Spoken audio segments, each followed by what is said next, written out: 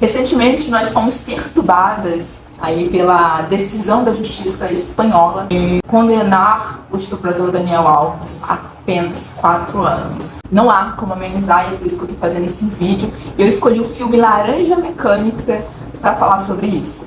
Eu escolhi esse filme justamente porque a proposta é tentar explicar, ou pelo menos tentar entender, por que a sociedade apoia estupradores. Inclusive chegam a transformá-los em ídolos, né? Algo que é, para mim, inexplicável, sem sentido.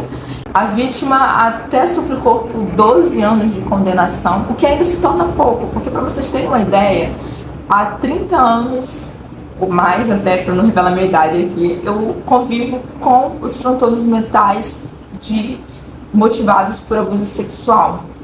Então, é muito tempo você lidando com a tribulação de rememorar, de reviver toda uma situação que você não tem culpa, não há remédio, não há terapia que resolva isso. Quando eu conheci o personagem Alex, que é o protagonista do filme Laranja Mecânica, do Stanley Kubrick, eu sinto até um ranço enorme por ele até hoje.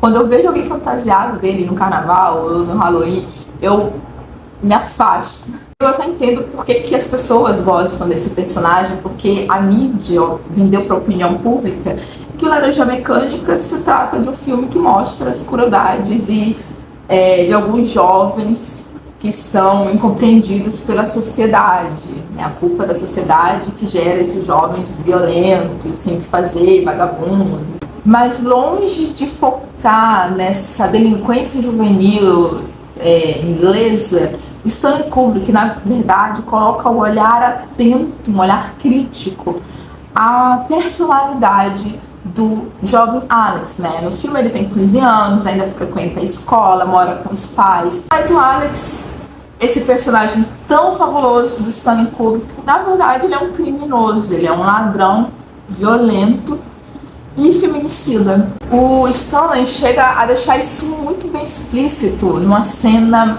bizarra no filme, onde o Alex assassina uma mulher com uma obra de arte que tem o formato de um pênis. E essa cena chama a atenção não só pela barbaridade, né, do ato, mas também porque numa cena antes, o Alex e a sua gangue, eles estupram até a morte a mulher do escritor Frank, que vai ser um personagem muito importante mais pra frente. Essa bizarrice desse crime não foge à compreensão, qualquer tentativa de compreensão racional.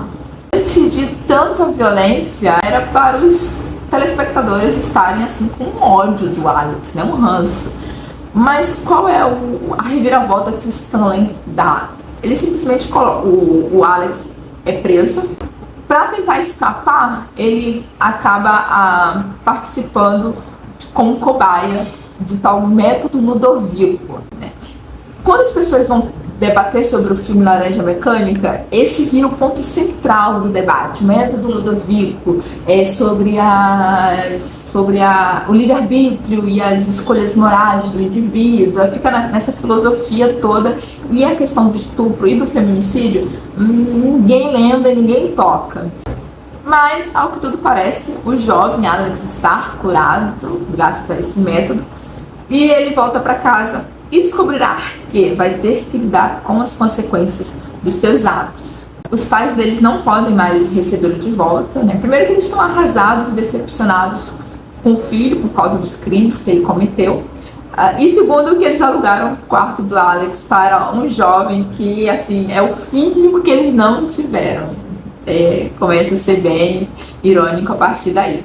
Na rua, o Alex acaba encontrando, assim, sem querer, o idoso que ele e a gangue agrediram logo no início do filme. Esse idoso pede, acho que dinheiro, alguma coisa assim, aí o Alex vai pegar uma moedinha para dar, e o idoso reconhece ele. Quando ele reconhece, ele chama os outros idosos em situação de rua, e essa gangue de idoso acaba agredindo o Alex, né? E, por sorte, uma dupla de policiais chega na hora e impede o pior. Só que o Alex achou que estava salvo, porque a dupla de policiais são os amigos deles, lá da época da gangue, antes dele ser preso. O Jim e o George vão aproveitar essa posição de poder, né? Agora eles são a lei, a autoridade que executa a lei, e vão torturar o Alex, né? Eles não superaram a rixinha deles que aconteceu lá no passado.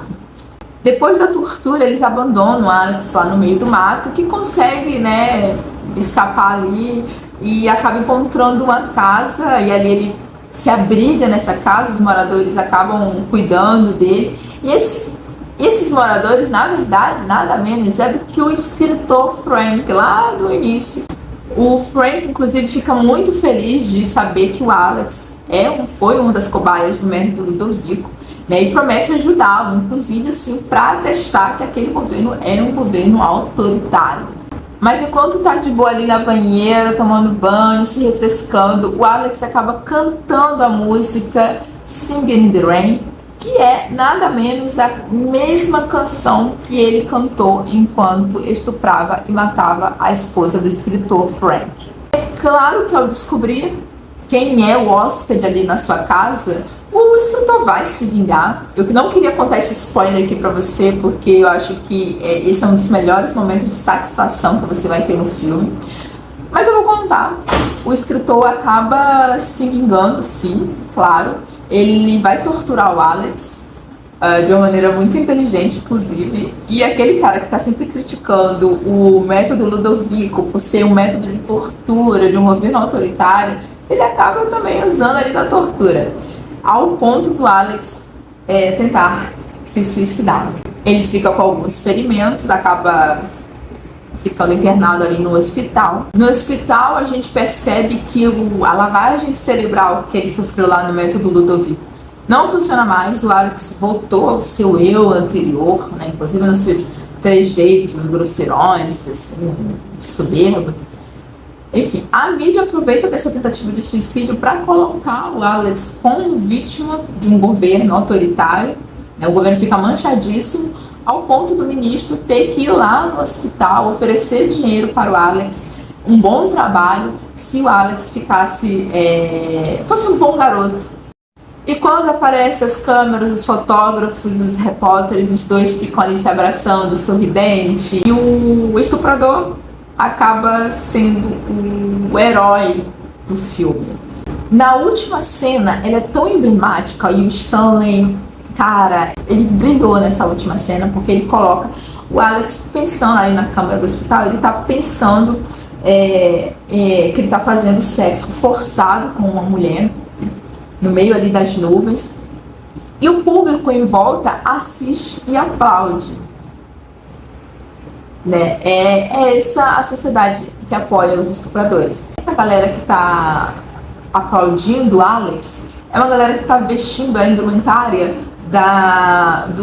dos anos de 1820.